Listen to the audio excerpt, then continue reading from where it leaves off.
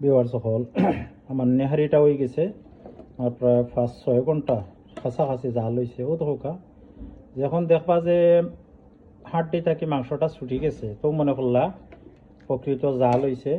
এর বাদে সসটা দেখোকা সসটা ঠিক ঠিক যখন হয়ে যাব দেখবা ও ধোকা ঠিক সব তাই করি বলা একটা টেস্টি গ্রান আছে ও ধোকা।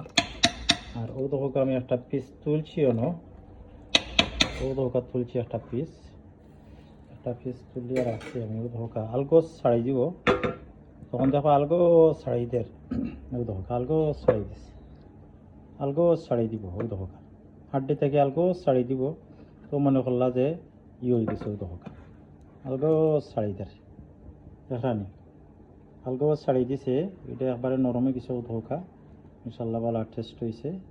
আমি নিজে সস খাইছি ওলা বানাইবা বানিয়ে খাইবা আলহামদুলিল্লাহ আল্লাহ নিয়ামত আল্লাহ শুকুর লাখ লাখ নেহারি ওলা বানাইয়া খাইন জানো ধোকা আমার সসটা আমি বড় হান্ডিতে আমার বেশি আমরা মানুষও বেশি লাগে বেশি করে বানাইছি ও ধোকা খুব নাইস হয়েছে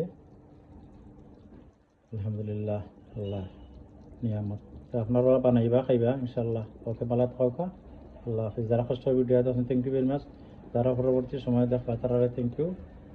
ওকে আসসালামু আলাইকুম।